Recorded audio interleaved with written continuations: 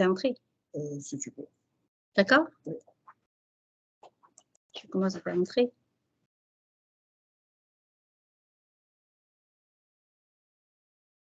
Donc, on commence à avoir des invités qui rentrent en réunion. Bonjour.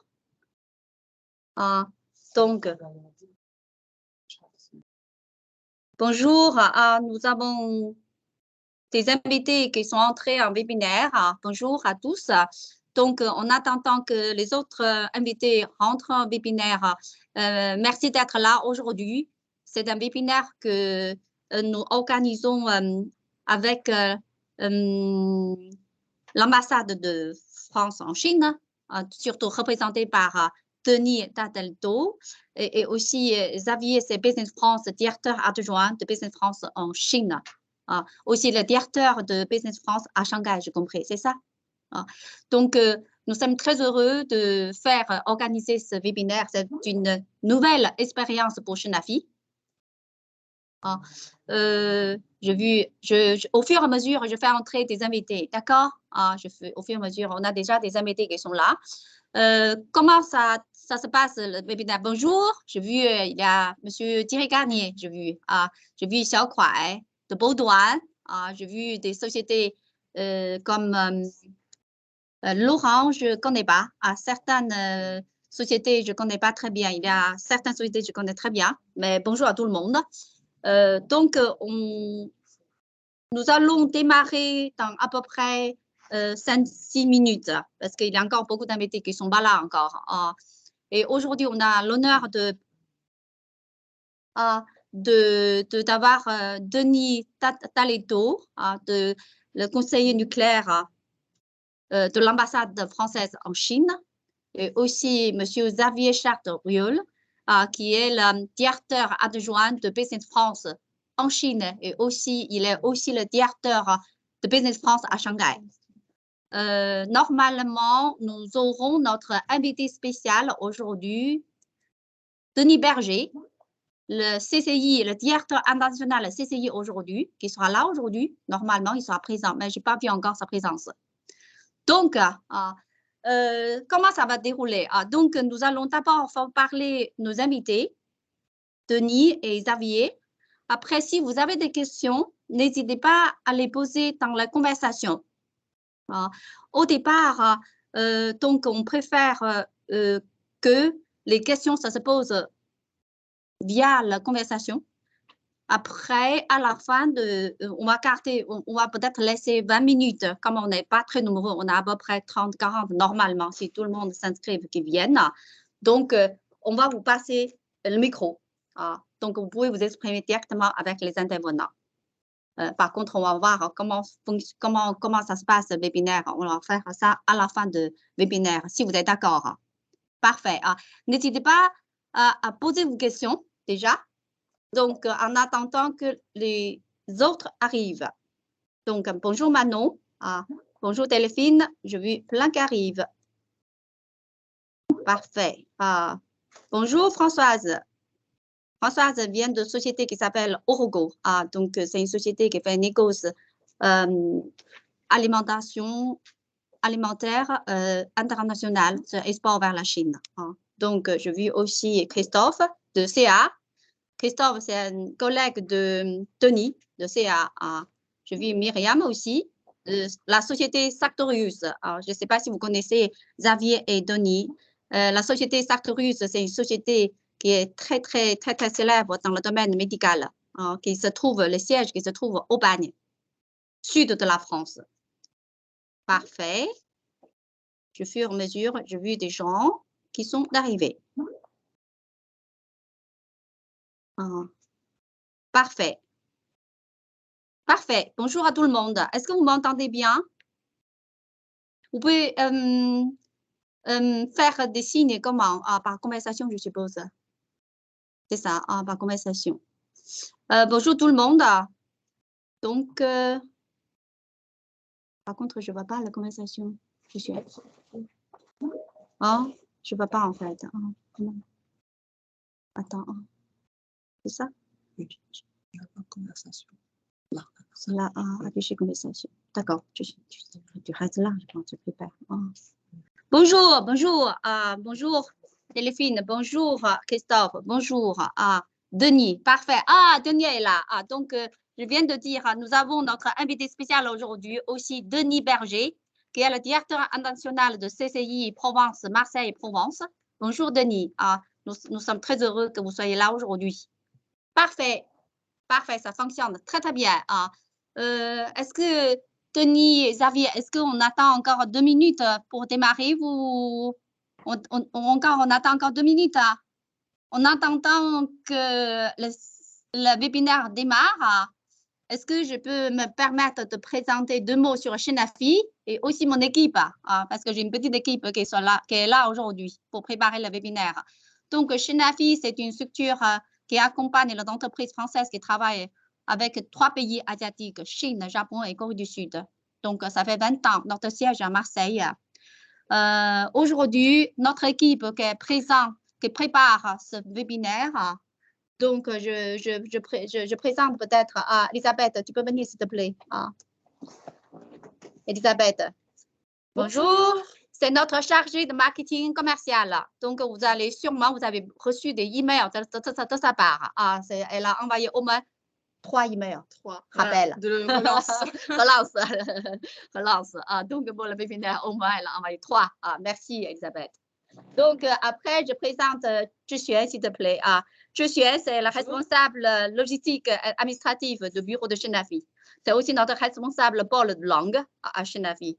Donc, elle est très forte en informatique. C'est pour ça que je préfère qu'elle soit à côté de moi.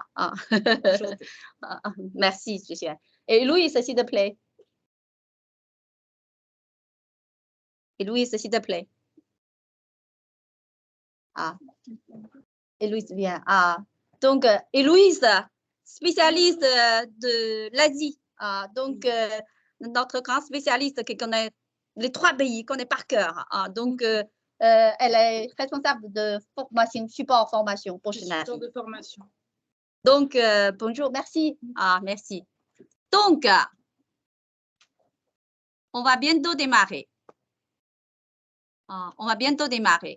Donc, peut-être on va démarrer, Denis et Xavier. Est-ce que vous pensez qu'on peut démarrer? Mais on a encore des gens qui ne sont pas encore là, mais ce n'est pas grave. Ils vont arriver au fur et à mesure, je pense. Donc, merci d'être là, tout le monde. Merci beaucoup. Aujourd'hui, on a l'honneur d'inviter Tony Taletto, qui est le conseiller nucléaire de l'ambassade française à Pékin.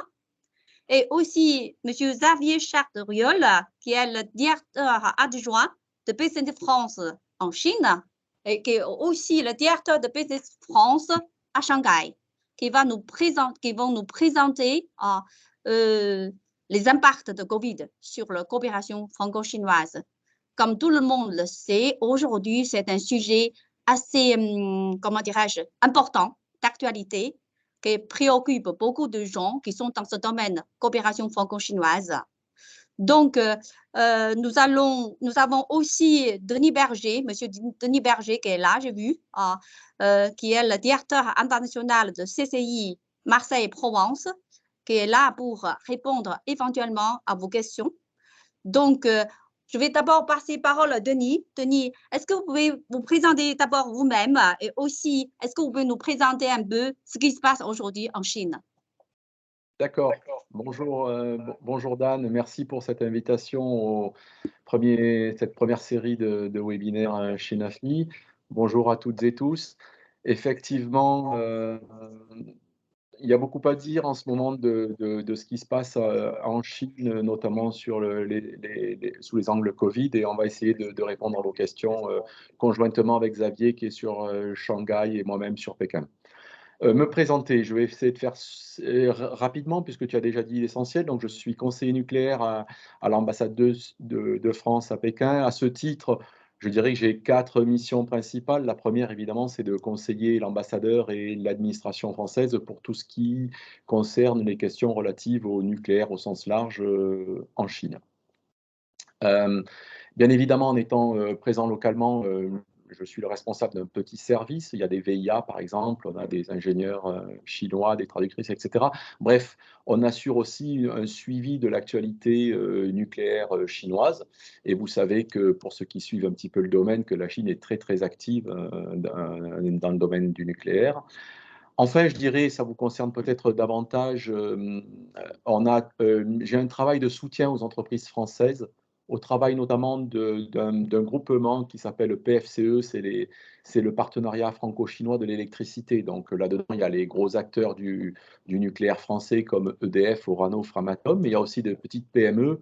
Et donc mon rôle, c'est de faire le lien un petit peu entre ce qui peut se passer entre les administrations françaises, chinoises, et puis essayer d'amener de l'information aux PME qui, on va en parler, je pense, aujourd'hui, qui ont quand même du mal à développer leur business aujourd'hui en Chine. Et puis, dernier point, ça, j'ai aussi une casquette, je suis détaché du CEA, c'est le commissariat à l'énergie atomique et aux énergies alternatives, et à ce titre, j'anime je dirais la collaboration dans le domaine de la R&D nucléaire qui nous lie depuis une quarantaine d'années avec la Chine. Voilà pour l'essentiel des missions. Alors, tu me disais, vous dire un petit peu où en est le Covid. Bon, des messages que je reçois de la France, je sais, et puis je vois les revues de presse, je sais que vous êtes assez bien informés quand même de ce qui se passe. Je vais essayer de ne pas être trop long.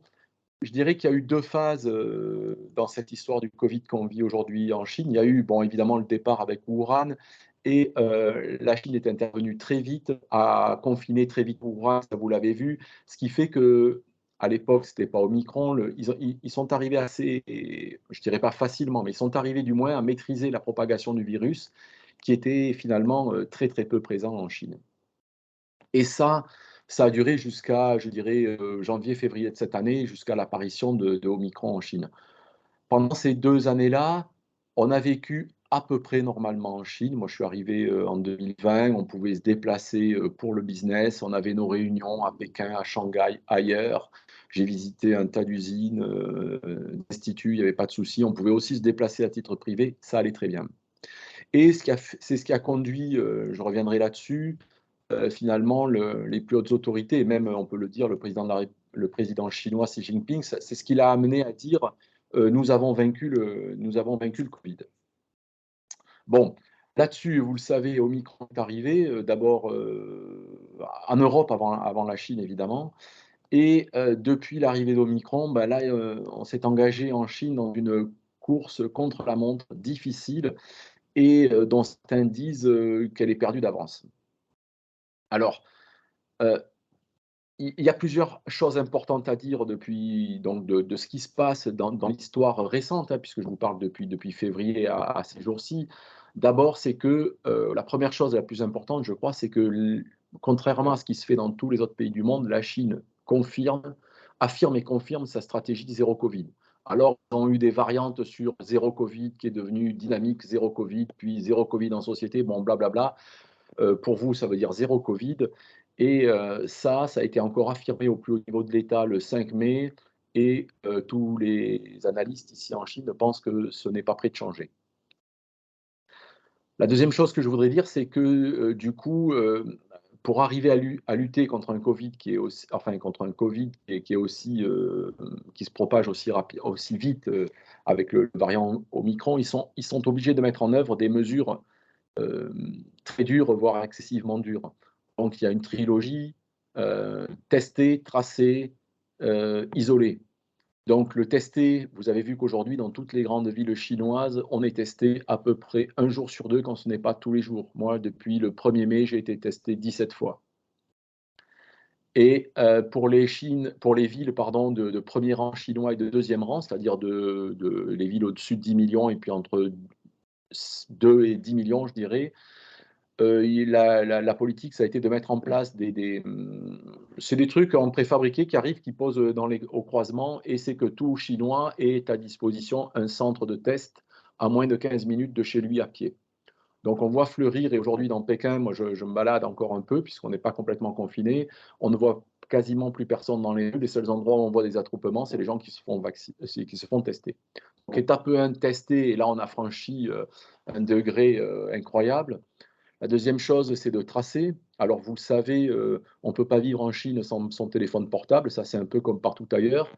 Mais ici, la différence, c'est que le téléphone portable est associé à une carte d'identité chinoise ou à un passeport quand on est étranger, et donc on ne peut pas dissocier son identité du téléphone, et on ne peut pas se déplacer sans avoir ce qu'on appelle le notre fameux pass anti-Covid, là, je ne sais plus comment ça s'appelle en France, mais nous on a un health kit et on ne peut pas entrer dans un magasin, on ne peut pas sortir au restaurant, on ne peut pas se déplacer même dans la rue sans être testé 10, 15, 20 fois par jour.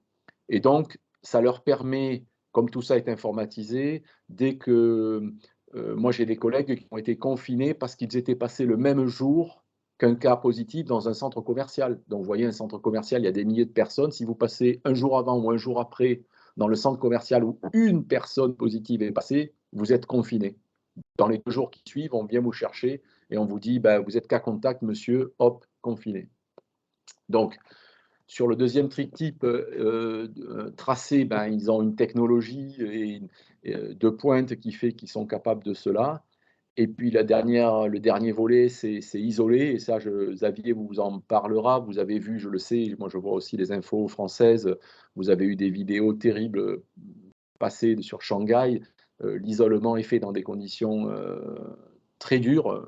J'en dirai pas plus. Xavier vous parlera de cela. Bon, tout ça fait que finalement, depuis le début du Covid, finalement, enfin quasiment, la Chine avait beaucoup restreint les déplacements, les entrées. Donc ça, je l'aborde déjà un petit peu, c'est un vrai problème pour les entreprises. Aujourd'hui, on estime qu'il y a moins de 2% du volume des gens qui venaient en Chine avant Covid qui sont aujourd'hui en Chine. Et encore, c'est quand les vols fonctionnent, parce que dans les faits, ils ont ce qu'ils appellent un circuit breaker qui fait que beaucoup de vols réguliers sont encore annulés. Aujourd'hui, pour la France, il n'y a que 6 vols par semaine, 6 vols, c'est-à-dire 3 allers-retours. Là où avant, il y en avait des dizaines, et sur ces 3 allers-retours, on a passé des semaines, voire des quinzaines entières, sans qu'il y ait un seul vol entre la France et la Chine. Et ce que je dis pour la France, c'est vrai pour les autres pays du monde. Il y a beaucoup de pays qui n'ont plus de vol. La Grande-Bretagne n'a pas eu de vol pendant, je ne sais plus, 6 mois, je crois, un truc comme ça. Donc la connectivité est très restreinte. Quand il y a des vols, avoir un visa de travail, les lettres d'invitation, c'est devenu un parcours du combattant. Et quand vous l'avez, in fine, j'ai un collègue récemment qui avait son invitation, le vol est tombé, le visa a expiré, il est reparti à zéro. Et donc c'est un calvaire, quoi. La connectivité des personnes est difficile. Le fret également, parce que je ne sais pas si vous avez vu, mais le fret entre la France et la Chine, les gens qui déménagent le savent, a augmenté dans des proportions qui varient d'un facteur 5 à 10. Donc aujourd'hui, déménager, c'est compliqué, mais envoyer du matériel pour vos entreprises, c'est aussi très compliqué. Vous l'avez vu aussi, le matériel arrive, il est stocké dans des entrepôts, il est décontaminé. Enfin, nous, on reçoit des choses, ça reste en entrepôt, c'est passé au Karcher. Enfin, bon, on est dans un délire absolu. Et je dirais que le pire de tout ça, je suis désolé de vous faire comment dire, un- de vous dresser un panneau un petit peu noir, mais le pire dans tout ça, c'est ce que disent les entreprises, c'est qu'on n'a plus de visibilité. Or, vous savez que la visibilité en Chine, c'était un de ses atouts. Les plans quinquennaux, la stabilité politique permettaient d'avoir une vision moyen-long terme qui rassurait les entreprises, qui leur permettait de savoir où ils investissaient, comment ils investissaient, d'avoir des plans business bien établis. Et aujourd'hui, il y a plus beaucoup de visibilité. Je vais vous donner un exemple. Puisque je vois que le président de la Chambre de commerce Marseille est présent. Il y a eu la semaine dernière, en présence du Premier ministre chinois, donc vous voyez, c'est le très très haut niveau, il y a eu un séminaire où ils avaient invité à peu près 25 étrangers. Donc il y avait, nous, on avait le vice-président à Pékin de la Chambre de commerce franco-chinoise, et puis il y avait, qui s'exprimait, il y avait George, qui est le président de la Chambre européenne. Et il se trouve que ils viennent de faire, donc la Chambre européenne vient de faire un sondage auprès de ces entreprises, un sondage qui a porté, enfin ils ont eu 1800 réponses, et sur ces 1800 personnes, il l'a dit au Premier ministre, il y a 23% des sociétés qui pensent à sortir de Chine, et il y a 77%, donc plus du 3/4 des entreprises qui ont dit l'attractivité sur la Chine a réellement baissé. Donc, le Premier ministre chinois Li Keqiang a répondu à cela. Il a dit, et ça je peux le dire, hein, on le lit tous les jours, on le voit, le pouvoir politique chinois continue d'affirmer que les entreprises étrangères sont les bienvenues en Chine. C'est un discours qui n'a pas varié, c'est vrai, mais aujourd'hui, la situation est difficile, c'est Kafka tous les jours, et je dirais, on ne sait plus vraiment quand est-ce qu'on en sortira.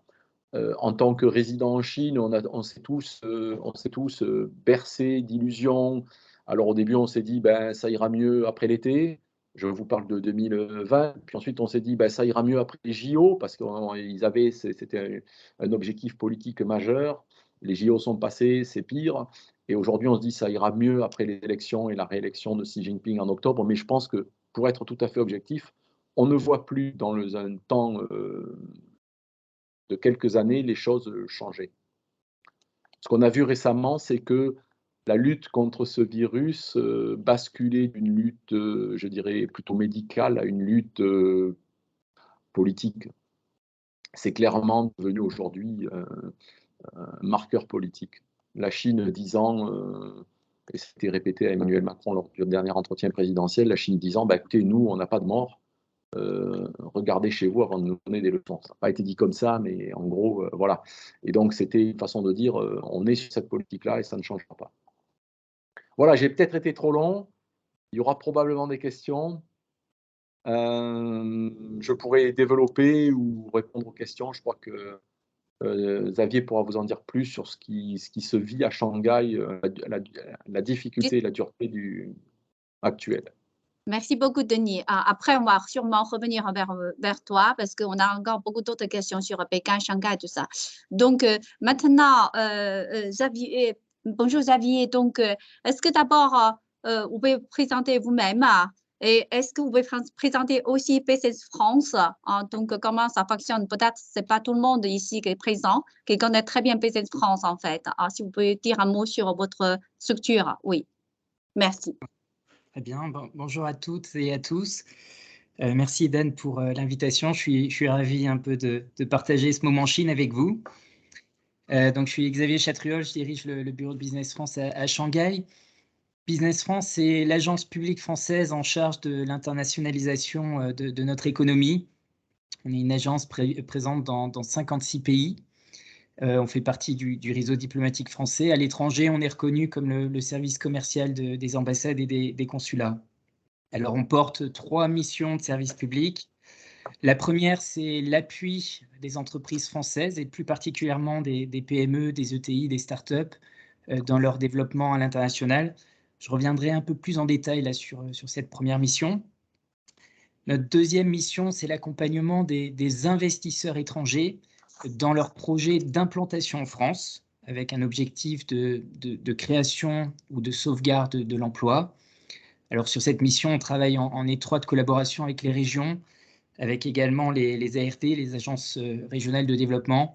Et j'en profite pour saluer Provence Promotion, je crois, qui participe à ce webinaire et qui est un partenaire important pour Business France.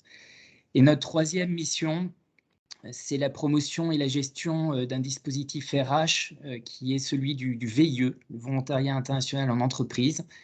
Voilà, donc on porte ce dispositif. Et là aussi, je salue un de nos partenaires qui participe à ce webinaire, la société 88 Jobs, qui nous permet d'identifier des jeunes talents qui souhaitent réaliser des VIE en Chine. Alors, notre dispositif sur la zone Chine, on a une organisation à la fois géographique et sectorielle. On dispose de 7 bureaux qui sont implantés dans les principaux bassins de production, de consommation en Chine, là où se trouvent les grands importateurs, grands donneurs d'ordre, les grands clients. Donc, ce sont Shanghai, Pékin, Canton, Shenzhen, Hong Kong, Wuhan et puis Chengdu. Et puis, on a une organisation sectorielle, donc on est 86 collaborateurs là, répartis dans ces 7 bureaux. Et on est organisé donc, en business unit sectoriel pour être vraiment au plus proche de la compréhension des secteurs porteurs et des opportunités d'affaires pour nos entreprises. Donc, on a une business unit en charge de tout ce qui concerne l'univers agricole, agroalimentaire, les vins et spiritueux. On a une business unit qui est en charge de tout ce qui est bien consommation non alimentaire, donc à savoir tout ce qui est cosmétique, mode, prêt-à-porter, lifestyle, art de vivre et également la santé. On a une business unit qui s'occupe de tout ce qui est biens d'équipement, donc en lien avec l'énergie, les transports, les infrastructures, les industries. Et puis une business unit en charge de tout ce qui est tech, innovation et services. Et on a également une équipe, puisque ça c'est vraiment spécifique au marché chinois, des juristes pour toute l'approche réglementaire, et puis une équipe d'experts en communication pour appuyer les entreprises dans leur visibilité sur ce grand marché. Alors, je voudrais revenir peut-être sur la première mission qui pourrait peut-être intéresser un certain nombre d'entre vous, qui est l'accompagnement des nouveaux entrants, des entreprises françaises sur le marché chinois. C'est une mission qu'on réalise en collaboration avec les Team France Export en région. Les Team France Export, ce sont des guichets uniques en région. C'est un dispositif public qui regroupe des effectifs à la fois de Business France, des CCI internationales et je salue Denis Berger, et de BPI France. Et donc, au sein de ces Team France Export en région, vous avez des conseillers internationaux dont la mission est de préparer, orienter et suivre des PME et des ETI françaises qui souhaiteraient développer des courants d'affaires à l'international. Donc ça, c'est le dispositif de proximité en France. Et à l'étranger, je prends l'exemple de la Chine, Business France, on est le guichet de sortie où des équipes réceptionnent les projets des entreprises qui nous sont amenés par les Team France Export en région. Et on déroule un plan d'action avec ces entreprises sur mesure pour leur permettre d'identifier des partenaires d'affaires, des importateurs, des distributeurs, des clients finaux sur ce grand marché. Et on propose un panel de services qui vont de l'étude de marché aux études réglementaires, des études de pré-implantation pour les entreprises qui font le choix de créer une filiale, des veilles sectorielles, des analyses concurrentielles. Avant qu'une entreprise se lance aussi dans une prospection, nos équipes sont en mesure de tester l'offre auprès de potentiels distributeurs pour s'assurer que l'offre correspond à un besoin en local. On fait des programmes de rendez-vous, ça c'est vraiment notre service phare, donc des mises en relation avec des exportateurs français et des potentiels partenaires qualifiés et sélectionnés en Chine, donc en fonction du profil que vous recherchez. On a toute une gamme de services de communication qui vont du live streaming, parce que ça c'est une particularité du marché chinois, aux conférences de presse, des événements de lancement de produits, des animations de réseaux sociaux en Chine, que sont WeChat ou Weibo, principalement. On a des services spécifiques également au marché chinois, donc des services de translittération de marques. Donc, on va adapter votre nom ou une marque française avec un nom en mandarin. On a également des showrooms B2B sur les réseaux sociaux qui nous permettent de valoriser l'offre française. Et puis, on organise chaque année une quarantaine d'événements qui sont des événements de promotion de l'offre française, des pavillons France sur des salons internationaux ou des rencontres d'affaires sectorielles qu'on organise de toutes pièces. En temps normal, on accompagne à peu près 1000 nouvelles entreprises chaque année sur la Chine, avec le contexte actuel des frontières fermées. En 2021, on a accompagné 700 entreprises sur la Chine. Je reviendrai un petit peu sur la dynamique compte tenu du confinement. Mais jusqu'à présent, la Chine était l'un des principaux marchés d'accompagnement de Business France. Et en local, ça c'est très important, on fait réussir nos entreprises grâce à une équipe de France très soudée, des partenaires importants que sont évidemment l'ambassade, tous les services de l'ambassade comme celui de Tony, mais également la chambre de commerce franco-chinoise, les conseillers du commerce extérieur, les réseaux de la French Tech et puis également toutes les OSCI qui proposent des services complémentaires aux nôtres. Parfait. Merci beaucoup, Xavier. Et donc, nous avons compris, Business France, vous avez beaucoup de services qui sont spécifiques pour accompagnement international. Là, maintenant, comme le sujet d'aujourd'hui, c'est le Covid, est-ce que vous pouvez nous parler, parce que vous êtes à Shanghai, nous avons compris. Oui. Est-ce que déjà les entreprises françaises qui sont beaucoup présentes à Shanghai, est-ce que vous arrivez à travailler correctement? Est-ce que vous pouvez nous présenter un peu la situation actuelle à Shanghai? Oui. Alors, la situation est fortement impactée depuis plusieurs mois maintenant.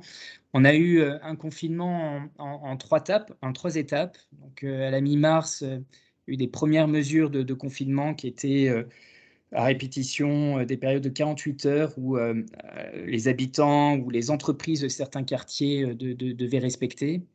Et puis à partir du 28 mars et du 1er avril, donc ça s'est fait en 2 temps, vous avez eu la mise en place d'un confinement strict à Shanghai. Donc dans un premier temps, le 28 mars, c'était Pudong, c'est la rive est de la rivière du Huangpu là, qui traverse la ville. Et puis à partir du 1er avril, vous avez eu un confinement strict de Puxi, qui est la rive ouest de Shanghai.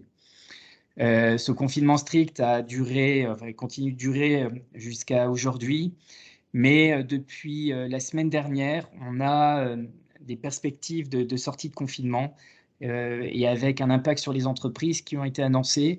Donc un déconfinement qui se ferait par étapes, et ça c'est sous réserve que le nombre de cas ne réaugmente pas, et qui serait étalé jusqu'à la fin juin. Donc les autorités visent un retour à la normale fin juin. C'est un scénario, je ne vous le cache pas, très, très optimiste, puisque vous l'avez compris avec les propos de Tony, ici on est vraiment dans une dynamique de zéro Covid, et dès qu'on est au-delà d'une centaine de cas, c'est un peu la panique. Aujourd'hui, on est à 1000 cas jour, et donc on est toujours, en tout cas, sur des règles de confinement très, très strictes. Alors, par confinement strict, on entend, voilà, on est enfermé dans nos appartements. La ville s'est arrêtée fin mars, début avril, de manière assez impressionnante. On est revenu dans une économie planifiée, les approvisionnements rationnés qui sont organisés par les autorités. On a des tests, en effet, tous les 48 heures, qui est le seul moment où on sort de chez nous. Et ici, vous l'avez compris, on sépare les cas négatifs des cas positifs. Les cas positifs étant envoyés dans des centres de confinement qui ont été organisés. C'est essentiellement des grands... c'est des bureaux qu'ils ont réquisitionnés, des hôpitaux ou des grands parcs d'exposition qui sont transformés en centres de confinement. Pour les entreprises, alors d'abord, toute l'industrie s'est arrêtée, la conso s'est arrêtée quand il y a eu le confinement strict. Il faut savoir qu'il n'y a pas que Shanghai qui a été confiné, il y a à peu près 45 villes en Chine qui ont été confinées, qui représentent à elles-mêmes 40% du PIB chinois. Alors, si on regarde au mois d'avril un petit peu l'impact, il a été majeur au niveau des industries, à peu près moins 3% au mois d'avril de contractation en glissement annuel par rapport à l'an dernier. Il a été surtout brutal sur la conso, moins 11%, ça c'est au niveau de la Chine, hein, au mois d'avril par rapport à l'an dernier sur la même période, et moins 6% pour les services. Je reviens un peu sur ce qui s'est passé au niveau des entreprises. Donc, lors du confinement strict, à peu près à la mi-avril, les autorités ont compris que là, il y avait un impact qui était quand même brutal sur l'économie, puisqu'ils estiment qu'ils perdent 0,5% de PIB toutes les 2 semaines de confinement. Et les autorités ont lancé 2 listes blanches avec un certain nombre d'entreprises qui ont été listées et qui ont été autorisées à reprendre leur activité. C'est essentiellement des entreprises industrielles. Il y avait une condition qui leur été demandée, c'était de mettre en place ce qu'ils appellent un closed loop management, c'est-à-dire que l'essentiel de leurs employés devaient donc vivre, dormir, manger, enfin ne pas quitter les lieux de l'usine. Il n'y avait pas de roulement possible, donc ça a été mis en place par la plupart des entreprises, mais avec 20%, c'est à peu près la moyenne de ce qui a été mis en place au niveau des filiales françaises, des effectifs pour pouvoir respecter les protocoles sanitaires. Il y a eu un écroulement du port de Shanghai et une énorme pénurie au niveau des chauffeurs de camions pour la sortie des stocks sur Shanghai. Alors, l'impact est énorme, hein. Le port de Shanghai, c'est le premier port en conteneurs au monde qui approvisionne non seulement Shanghai, mais également tout le delta du Yangtze, et pas seulement, une grande partie de la Chine. Donc, le port a été paralysé pendant à peu près 2 semaines. Et ensuite, les autorités ont mis en place un système pour permettre aux chauffeurs de pouvoir livrer les matières premières dans les usines qui reprenaient autour de la mi-avril. Ça a été très compliqué à mettre en place puisque les chauffeurs étaient enfermés dans leur cabine, hein. C'était des cabines scellées pendant 48 heures et donc devaient essentiellement resté sur Shanghai, puisque c'était très compliqué de sortir dans d'autres provinces où les protocoles sanitaires n'étaient pas forcément les mêmes. Donc, ça a eu un impact important sur l'industrie. Je prends l'exemple de nos filiales françaises industrielles qui ont repris au mois d'avril. Elles estiment que sur le mois d'avril, elles ont perdu entre moins 60 et moins 40% de leur activité par rapport à avril de l'année d'avant. Et au mois de mai, donc la situation s'est un petit peu améliorée puisqu'on est plutôt entre moins 20 et moins 30% de baisse d'activité par rapport à l'an dernier. Sur le commerce en détail, la conso à Shanghai, elle est quasiment de zéro sur le offline, donc tout ce qui concerne les magasins, les malls. Et contrairement à 2020, où il y avait une récupération sur les ventes online, on voit que les consommateurs chinois sont très prudents. Je crois qu'il y a comme le disait Tony, il y a une vraie inquiétude sur un manque de visibilité. Et en fait, les ventes online ont très peu pris le relais. Donc, il y a de très mauvais chiffres également sur les ventes e-commerce. Donc, oui. Donc, ça veut dire que ensemble, l'impact de Covid, c'est assez important sur l'activité de l'économie chinoise ou aussi Oui. sur la coopération franco-chinoise. C'est ça, Xavier, en fait. Oui. Ah oui, clairement. Je reviendrai un peu sur les décisions de certaines de nos entreprises françaises, mais les autorités chinoises ciblaient une croissance, étaient fixées comme objectif de croissance cette année 5,5%. Voilà. Compte tenu là, de ce confinement de Shanghai, la plupart des banques aujourd'hui estiment des croissances qui seront autour de 4,5%. Le FMI, lui, évoque 4,4%. Et ça, c'est s'il y a une reprise à partir de mois de juillet. Hein. Donc, l'impact est très important, en effet. D'accord. Donc, nous avons entendu parler… Pardon, oui, Denis. Je veux peut-être rajouter pour compléter ce que vient de dire Xavier. Effectivement, on ne l'avait pas dit, mais quand il dit 40% du PIB qui est impacté, on estime aujourd'hui qu'il y a entre 300 et 400 millions de personnes qui sont confinées à des degrés divers et variés. Donc ça, c'est énorme. On estime également qu'il n'y aura pas de rattrapage comme il y avait pu y avoir à certaines périodes. Il n'y aura pas de rattrapage d'activité, c'est-à-dire que ce qui a été perdu là est perdu, ne sera pas rattrapé par un effet rebond. Et on s'en rend bien compte parce que le discours politique aujourd'hui, macroéconomique, je dirais, il est de dire baisse des taux d'intérêt, relance à fond, enfin, tous les plus hauts responsables politiques s'expriment là-dessus. On sent que le vent mauvais est là et font tout ce qu'ils peuvent pour essayer de relancer la conso intérieure. Hein. Je rappelle que c'est quand même aussi quelque chose qui met en avant depuis des années en Chine. Et pour qu'il y ait autant de déclarations ces temps-ci, c'est bien que la situation est grave quand même. La situation est grave. D'accord. Et ça aura des conséquences, comme vous pouvez le lire dans les journaux, ça aura des conséquences au-delà de la Chine, bien évidemment, hein, parce qu'il y aura des conséquences en Europe et ailleurs. Hein. Ça, plus le reste, plus d'autres facteurs comme l'Ukraine, etc. D'accord. Aussi, justement, cette situation assez grave, nous avons entendu même parler que certaines entreprises françaises, peut-être, ils souhaitent retirer du marché chinois. On entend même, il y a comment dirais-je, que peut-être l'Inde se propose de remplacer certaines parties de Chine pour le monde entier. Xavier, comment vous voyez les choses, en fait? Maintenant, c'est un moment difficile. Est-ce que travailler avec la Chine aujourd'hui, c'est un sujet quand même délicat. Est-ce qu'on peut continuer de travailler avec la Chine ou maintenant on doit partir? Qu'est-ce que vous pensez en fait? Parce que là, après, peut-être on a des questions, je pense aussi dans ce sens-là, on a des invités qui ont des difficultés, j'ai compris, concrètes. Il y a des problèmes d'expédition, il y a pas mal de choses. Peut-être les invités vont poser comme question. Comment vous voyez, Xavier, les choses? Maintenant, comment on voit la coopération franco-chinoise entre l'entreprise? Oui. Bon, il y a le très court terme qui est difficile, après il y a le long terme. Je vais évoquer les deux points. Le court terme, ce qu'on voit au niveau de nos entreprises, c'est la gestion d'urgence. Sur tout ce qui est approvisionnement, sur tout ce qui est logistique, qui impacte beaucoup nos entreprises. Beaucoup réorientent, si elles le peuvent, leur expédition vers d'autres ports qui ont pris le relais, qui sont aujourd'hui moins affectés. Je pense notamment à Ningbo, ou au Qingdao. Donc ça, c'est le choix de la plupart de nos filiales françaises.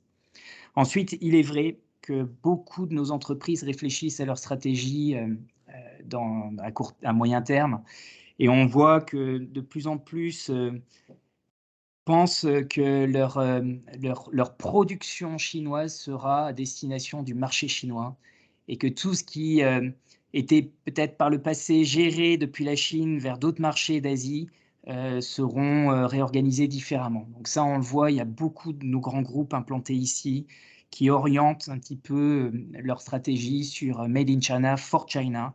Voilà. Ensuite, il y a quand même quelques perspectives positives là, sur la logistique. Vous l'évoquez avec certains participants du webinaire qui se posent beaucoup de questions. Là, la semaine dernière, il y a eu un vrai progrès sur l'organisation de la logistique et du port. CMA CGM a pu réceptionner la 3500 conteneurs. En temps normal, ils sont à 4500 conteneurs et ils estiment que par semaine. Hein. Et ils estiment que la situation devrait revenir à la normale, mi-juin en tout cas. Ils voient vraiment l'organisation et la volonté des autorités pour mettre les choses en place pour vraiment atteindre cet objectif. Et tout ce qui est acheminement en dehors du port, donc qui est géré par les camions, là aussi, CMA CGM estimait qu'il y a 80% aujourd'hui des chauffeurs qui ont repris le travail sur Shanghai. Donc la situation, c'est tout récent, hein, ça c'est des chiffres de la semaine dernière, devrait s'améliorer. Après, sur est-ce que les entreprises françaises réfléchissent à partir? Alors, on entend beaucoup que la communauté française va être fortement impactée avec beaucoup de départs de Français, d'expatriés. Mais aujourd'hui, je n'ai pas connaissance de groupes français ou de filiales françaises qui ont annoncé un départ. Les fondamentaux en Chine sont quand même présents. C'est des fondamentaux qui sont solides et durables. C'est un marché énorme. Il y a encore beaucoup de perspectives. Et je pense en tout cas, quand on réfléchit à long terme, ça reste un marché incontournable à prospecter. Alors maintenant, voilà, c'est un marché qui est difficile, qui est coûteux, qui a été un peu bousculé, qu'il l'est actuellement. Mais en tout cas, pour des entreprises françaises, et on le voit en tout cas, nous, dans les PME qu'on accompagne, alors la prospection est longue, mais pour les entreprises vraiment qui souhaitent se développer et qui mettent un moyen, elles ne le regrettent pas. Donc je pense à long terme, ça serait une erreur de mettre une croix sur le marché chinois de par le potentiel qu'il représente. Et je voudrais juste peut-être terminer là-dessus, paradoxalement, alors c'est plutôt vrai pour les biens de consommation. Je crois qu'on n'a jamais été à un moment où les consommateurs chinois recherchaient ou appréciaient ou demandaient nos produits, nos biens de consommation français, en particulier nos produits de luxe. Là, si on regarde un peu les statistiques et ce que la France exporte vers la Chine, nos exportations, elles progressent depuis 2 ans en Chine, alors que de manière, quand on regarde un peu nos concurrents, quand on regarde voilà, la plupart des pays, en moyenne, leur exportation diminue de 4%, alors que nous, elles progressent. L'an dernier, elles ont progressé de plus de 20%. Ça, c'est les chiffres des douanes françaises, et ça concerne essentiellement les produits de consommation, donc les vins spiritueux, les cosmétiques, les produits de mode. Et en fait, on l'oublie souvent, mais le contexte des frontières fermées empêche les exportateurs français de venir en Chine. Mais les touristes chinois et les consommateurs chinois ne voyagent pas pour autant à l'étranger. Ils avaient l'habitude de consommer à l'étranger. Et aujourd'hui, ils recherchent en Chine les produits qu'ils avaient l'habitude d'acheter lors de leur voyage à l'étranger. Donc, c'est une des raisons qui explique un petit peu la forte hausse des achats de nos produits français. Et aujourd'hui, sur des prospections digitales, sur des ventes online, si on a une bonne stratégie, si on met également les moyens en termes de communication, on a des entreprises en tout cas qui continuent à faire des affaires et qui continuent à gagner des parts de marché malgré la crise. Justement, j'ai discuté avec Denis Berger qui est là aujourd'hui, qui est présent. Donc, exportation française vers la Chine, c'est un sujet que nous souhaitons vraiment travailler vraiment sur. Nous croyons fortement que les produits français sont appréciés par le Chinois, donc surtout dans beaucoup de domaines. Donc, je pense que ça, le produit de luxe, ça doit beaucoup manquer aux consommateurs chinois. Donc, il y a beaucoup de choses. Il n'y a pas que produits consommateurs. Donc, il y a d'autres produits. Là, c'est un sujet qu'on souhaite vraiment travailler sur. Hein. Si c'est-à-dire ce domaine, chez Nafi, on souhaite aussi porter notre main pour donner un coup de main de ce côté-là. Parfait. Donc, est-ce que peut-être beaucoup de questions ou pas? Y a-t-il des questions? Oui. Donc, avant, on va d'abord voir des questions. Après, nous, on a aussi des questions. Aurélie Picard, elle a posé des questions. C'est quand est-il des déplacements intérieurs des Chinois? Est-ce que peut-être Denis peut nous expliquer un peu? Denis a répondu déjà. J'ai vu. Oui, j'ai essayé de répondre en ligne. Effectivement, pour les Chinois, c'est comme pour nous, ça dépend de l'instant T, de la ville considérée, selon que la ville est en rouge ou pas. Aujourd'hui, moi, par exemple, je ne peux plus sortir de Pékin parce que j'ai une étoile et donc je suis considéré comme d'une zone rouge. Mais je vais vous donner un exemple. Pendant mes vacances de Noël, j'étais dans le Yunnan, dans le sud de la Chine, et puis il est passé un gars qui était positif et ils ont bouclé toute la petite ville. Donc, si vous allez pour le business dans une ville en Chine ou pour vous promener, que vous êtes bloqué, que là-dessus il y a un confinement et que vous devez rester 14 jours dans un hôtel, ce n'est pas des choses que les gens envisagent, que l'on soit chinois ou étranger. Je crois que le mois dernier, ça c'est un bon indicateur en Chine, la fréquentation des vols intérieurs Chine a baissé de 80%. Donc, c'est quelque chose d'absolument gigantesque. Merci beaucoup, Denis. Donc, Aurélie aussi posé une autre question. Voyez-vous également un impact de Covid sur le business digital? Ça, Xavier y a répondu et j'avais amené des compléments aussi. C'est exactement ça, oui, ce qu'il disait. D'accord, c'est parfait. Merci de lire pour ceux qui sont intéressés par ce sujet. Excusez-moi, il y a eu une petite amélioration sur les ventes online la semaine dernière, puisqu'il y avait un festival en Chine, qui est le festival du 20 mai. Et on a, enfin, nos entreprises, et on l'a remarqué également, ont pu avoir une hausse des ventes là, depuis la semaine dernière. Alors, on va voir si c'est conjoncturel ou structurel. Mais voilà, est-ce que c'est lié uniquement à ce festival ou est-ce que ça va reprendre pour les semaines qui viennent? On ne sait pas encore. D'accord, parfait. Donc, tout à l'heure, on va laisser à ceux qui souhaitent peut-être prendre parole. Pour ceux qui veulent parler directement, on peut vous laisser le micro. Maintenant, il y a Julie qui a posé la question à Monsieur Taleto, Denis. Vous disiez qu'il n'y a pas de rebond en Chine comme nous l'avons vécu en Europe. Pourquoi? Essentiellement parce que ce qui a été mis à mal, comme disait Xavier, c'est la consommation courante de tous les jours et les gens ont été nourris avec des légumes 2 mois et où les gens qui ne peuvent pas bouger ne bougent pas. Quand vous ne faites pas un voyage en janvier alors que c'était le nouvel an ou en février parce que c'est le nouvel an chinois, vous ne le ferez pas en mars. Ça ne se passe pas comme ça en Chine, vous ne le faites pas. Et c'est pareil pour les biens de consommation, la nourriture qui représente beaucoup. Tout ça, quand ce n'est pas acheté, c'est pas acheté. Parfait. Est-ce que Julie, Denis a répondu à votre question si c'est bon pour vous? Après, j'ai vu Thierry Garnier de la société e-Green Scoot. Il a dit, bonjour, quel est le frein majeur dans les échanges France-Chine? C'est le manque de conteneurs ou bien l'arrêt ralentissement de la production industrielle? Donc, je ne sais pas si, Denis, vous aviez qui peut répondre à cette question. Quel est le frein majeur dans les échanges France-Chine? L'entreprise, je suppose. Le manque de conteneurs, vous savez bien, c'est l'arrêt ou le ralentissement de la production industrielle. Dans le sens France-Chine, c'est le manque de conteneurs. Après, on commence à sentir, on le voit dans les Hauts-de-France, dans l'industrie automobile, la baisse des industries, de la production en Chine, sur toute l'industrie automobile, les batteries, etc.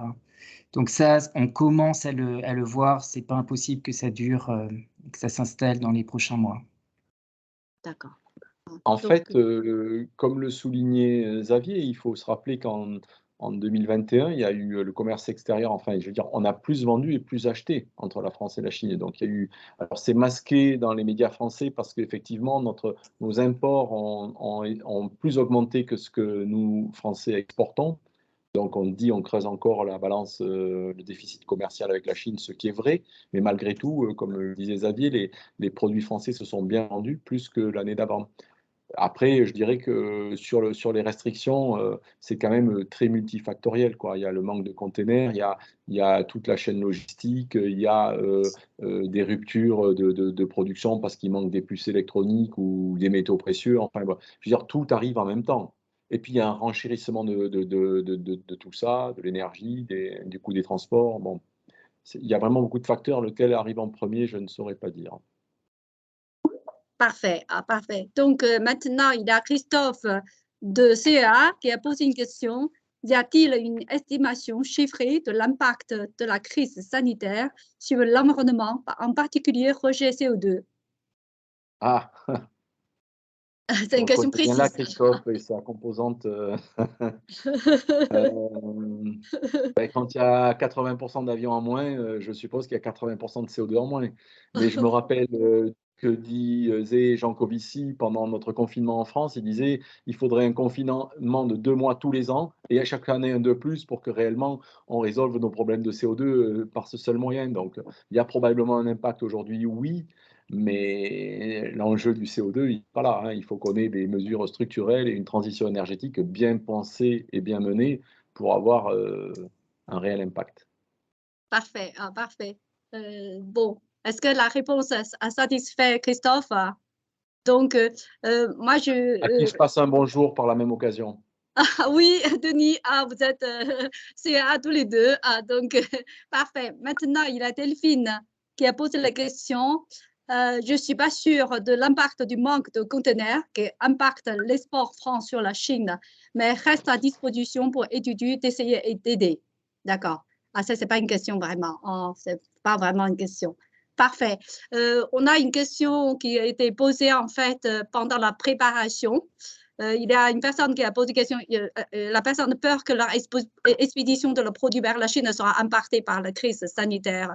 Est-ce que vous, Xavier ou Tony, est-ce que vous pensez que cette crainte est justifiée ou la société n'a pas besoin de s'inquiéter pour cela, en fait? Oui. Xavier, peut-être, oui. Excusez-moi, j'ai une coupure. Vous pouvez répéter la Oui, question? c'est-à-dire qu'on a une question pendant la préparation du webinaire. Il y a une société qui m'ont dit qu'ils expédiaient régulièrement leurs marchandises vers la Chine. Aujourd'hui, avec la crise sanitaire, ils ont peur que cette expédition va être impactée. Ça veut dire qu'ils n'arrivent plus à expédier correctement vers la Chine. Est-ce que c'est une crainte qui est justifiée, en fait? C'est une question posée par une société. Oui, à travers les retards, enfin, si c'est envoyé aujourd'hui à Shanghai, vous avez en effet bon, les problématiques de port que j'ai évoquées, alors qui devraient s'améliorer. Vous avez les problématiques de sortie de port et d'acheminement vers Donc oui, il y a un impact clair, mais je l'espère à court terme. Et connaissant les Chinois, qui sont quand même très efficaces de manière générale, les choses vont se remettre en ordre très vite. Et aujourd'hui, en tout cas, les objectifs des autorités et tout ce qu'ils mettent en place à Shanghai, c'est une remise à la normale, donc des ports, des industries, de l'économie autour de la mi-juin, et puis pour les individus, les services, ça sera plutôt fin juin. Parfait. Parfait. Merci beaucoup pour votre réponse. Là, il y a une question qui vient de Tom. Donc, il a posé une question. Peut-on s'attendre à une fuite de ville ou une remise en question des Chinois sur le mode de vie, mode de travail? C'est une question assez philosophique. C'est une belle question parce qu'elle interroge sur l'avenir de la Chine et de son modèle. Je dirais qu'il ne faut pas comparer ce qui a pu se produire en France suite à notre confinement où on a vu des gens se dire finalement, si je suis à 1h30 de Paris, je peux faire les retours en TGV qui ne consomment pas de CO2. Non, ici, la richesse est essentiellement dans les villes. Il y a toujours les migrants, vous le savez tous, qui viennent vers les villes pour travailler et on ne voit pas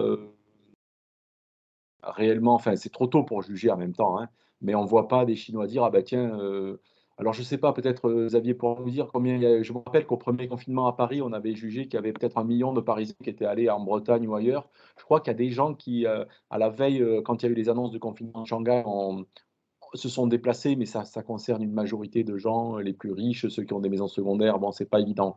Donc je ne pense pas qu'il y ait une fuite des villes. D'ailleurs, le 14e plan chinois augmente encore de 5 points le pourcentage des personnes qui vivront en ville, donc c'est énorme. Le flux continue d'aller vers les villes en Chine. Est-ce qu'il y a une remise en question des modes de vie? Donc ça, c'est différent. Le mode de travail, moi, j'y crois pas, hein. On voit des livreurs travailler jour et nuit pour livrer les gens qui ont été confinés à Shanghai. On a vu, comme le disait Xavier, des camionneurs passer 48 heures dans leur cabine, la cabine scellée, pour qu'ils puissent faire l'aller-retour et qu'on leur décharge l'arrière du camion sans qu'eux-mêmes aient une chance de propager du virus. Donc le mode de travail, je n'y crois vraiment pas. Quant au mode de vie, il y a des trucs qui circulent sur Internet ici où on voit les jeunes coucher disant oh, je vais remettre en cause le modèle. Bon, je ne sais pas, mais en tout cas, c'est sûr que comment on va dire, la concorde en Chine est aussi basée sur enfin, on vous amène de l'argent, vous occupez pas et nous on s'occupe du pays. Donc, pour faire simple, un accroissement du niveau de vie contre des restrictions, je le dis en tant que Français, hein, des restrictions de liberté, voilà, bon, c'est dit.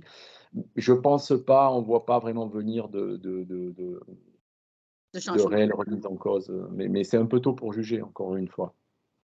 C'est encore tôt. Ah. Merci beaucoup, Denis. Maintenant, Laurence a une question. Bonjour. Qu'en est-il des échanges? Pardon, Denis, on n'entend plus. Oui, les échanges entre la Chine et Hong Kong, bah, c'est comme entre deux villes, c'est pareil, c'est aussi compliqué. Maintenant, il y a des quarantaines quand on arrive de Hong Kong et à un moment, ça se faisait un peu. Maintenant, c'est plus possible. Et les échanges commerciaux, je ne sais pas trop. Peut-être, Xavier, tu as plus d'éléments chiffrés là-dessus? Ouais, ça a fortement baissé et Hong Kong n'est plus visité par les grands acheteurs, les grands importateurs chinois qui allaient visiter les salons, procéder à des achats et vice-versa, des Hongkongais qui passaient la frontière et qui allaient en Chine du Sud.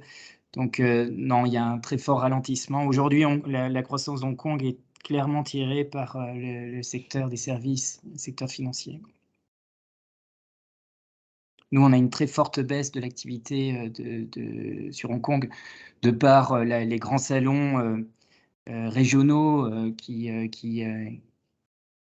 se tenaient sur Hong Kong et qui aujourd'hui, pour certains, sont déplacés sur Singapour. D'accord. Il y a déplacement de certaines. Mm. D'accord. Parfait. Nous, encore une question. Pas beaucoup de Français qui posent la question sur la politique zéro cas en Chine. Ça représente beaucoup ici en France, en tout cas, incompréhension. C'est peut-être une question difficile. Je ne sais pas comment vous, comme intervenant, vous êtes maintenant en Chine. Est-ce que comment vous comprenez en fait cette politique? Comment ça se fait? La Chine, c'est le premier pays qui est entré en Covid. Maintenant, c'est le dernier pays pratiquement sur la planète qui est en train de nager dans le Covid. Comment ça se fait en fait? C'est quelque chose, un phénomène que beaucoup de Français ne comprennent pas en fait. Oui. Oui, ben, je peux peut-être répondre, Xavier. L'ambassade s'interroge tous les jours sur cette question, pas seulement nous, mais toutes les ambassades. C'est une question à laquelle il est très difficile de répondre. D'accord. Très, très Je l'ai dit difficile. tout à l'heure à demi-mot, D'accord. et donc on est autant dans la politique que dans la maladie. D'accord. Difficile à répondre pour le moment. Plus incompréhensible pour nous, si vous voulez, dans un pays qui est capable d'imposer un test tous les 2 jours. Une question qu'on pose et à laquelle on n'arrive pas à répondre, c'est pourquoi est-ce qu'ils n'ont pas imposé la vaccination des plus anciens notamment. Ça, c'est vraiment, on n'a pas de réponse à cela. Pourquoi ils n'ont pas importé de vaccins ARN? Ça, on sait pourquoi, c'est parce qu'il y a une question de fierté nationale. Moi, je ne juge pas, mais c'est un fait. Donc, il y a plusieurs paramètres qui se mêlent. je comprends qu'on puisse ne pas comprendre et nous-mêmes, on comprend pas, c'est une chose. En tout cas, d'explication, on n'en a pas. Parfait. Il y a un peu de décalage. Je tiens peut-être à apporter un commentaire suite à ce confinement assez dur à Shanghai. Il y a de plus en plus de Chinois qui ne comprennent pas non plus. Et Ah. ça, c'est nouveau. D'accord. Beaucoup de Chinois qui s'interrogent et on le voit dans les réseaux sociaux, en tout cas une parole un peu plus libre que ce qu'on a l'habitude de voir en Chine et qui suscite d'ailleurs des réactions des autorités. Mais il y a une vraie interrogation sur, en tout cas depuis qu'il y a Omicron qui se répand vite, mais qui est aussi moins dangereux que les précédentes souches. Et ça, les Chinois en sont conscients, ne comprennent pas pourquoi les autorités tuent leur économie et maintiennent une population de 25 millions d'habitants enfermés pendant autant de temps. Voilà. Il y a pas... Oui, merci beaucoup, Xavier. Dernière question pour aujourd'hui. Comme on voit la fin de notre webinaire s'approche, je ne sais pas si ça va terminer comme ça ou comment ça se passe, parce que c'est le premier webinaire. Non, ça marquait la fin de s'approche, j'ai vu. Donc, il y a encore une ou deux questions, surtout sur le plan de vaccination. Pourquoi en Chine, aujourd'hui, aucun plan de vaccination prévu? Je ne sais pas ce que ça signifie. Est-ce que il a Aurélie demandé, la Chine développe d'elle un vaccin AS messager, j'ai compris, c'est ça en fait. Est-ce que pourquoi il n'y a pas aucun plan de vaccination en fait prévu? Denis est en train de répondre, oui. Oui, pardon. Bah, j'ai répondu sur le nombre de doses. Donc, vous voyez, Oui. aujourd'hui, il y a 1 million de doses par jour, quand à une époque, il y en avait 5. Le pouvoir politique continue de dire et de demander aux gens de se vacciner. Ce n'est pas imposé. Et j'ai un chiffre sous les yeux, qui est un chiffre en cours. Alors, 2 chiffres plutôt, pardon, excusez-moi. Aujourd'hui, il y a 62% des personnes de plus de 60 ans qui ont bénéficié d'une dose de rappel et il y a seulement 20% des plus de 80 ans. Alors, vous savez que les plus de 80 ans en Chine, c'est quand même des millions de personnes. Donc, ça fait beaucoup. Et puis, très récemment, le nombre de personnes de plus de 60 ans qui se font vacciner est passé de 34 000 par jour à 200 000 par jour fin avril. Donc, si vous voulez, les personnes âgées se disaient aussi, ils pensaient être plus sensibles au vaccin sur les complications, hein, ce qu'on appelle les effets secondaires, et se disaient jusqu'à présent, il n'y a pas de Covid en Chine, donc pourquoi faire, j'irai me faire vacciner. Bon, quand on voit le débat qu'il y a eu en France sur les vaccins et les pros et les anti, on peut comprendre ça. Donc, enfin, moi, je veux dire, j'ai vécu 2 ans en Chine en me disant, je suis vacciné, mais ça ne sert vraiment à rien, quoi. Il n'y avait aucune chance de croiser le virus. Et aujourd'hui, ça change. Et finalement, les gens se sont installés, je pense aussi, dans cette logique de dire, bon, il n'y a pas besoin de se faire vacciner, notamment les plus anciens. Parce qu'en fait, les plus jeunes ont été incités, hein. Contrairement à nous, la Chine a commencé par vacciner les populations actives, les gens de la santé, les pompiers, etc. Et ils ont dit, les anciens, on verra plus tard. Alors que nous, on a commencé par les plus fragiles, donc les anciens. Et peut-être que suite à ça, ils se sont dit, bon, c'est pas la peine, et aujourd'hui, la Chine le paye, c'est clair. D'accord. Donc, parfait. Parfait. Il y a encore une question. Là, j'ai déjà parlé. Donc, la Chine développe-t-elle un vaccin ARN? Denis, on Oui, t'entend mais pas. il n'est pas là. Oui. Il n'est pas encore là. Il n'est pas encore là. Ouais.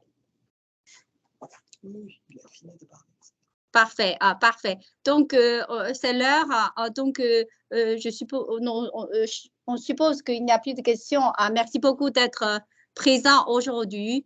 Merci à nos intervenants, Denis et Xavier. Donc, Denis Berger, monsieur Denis Berger, est-ce que vous souhaitez dire un mot ou pas? Si vous pouvez nous faire signe si vous souhaitez parler. Donc, oui, Denis. Alors, peut-être juste un mot. Denis, oui.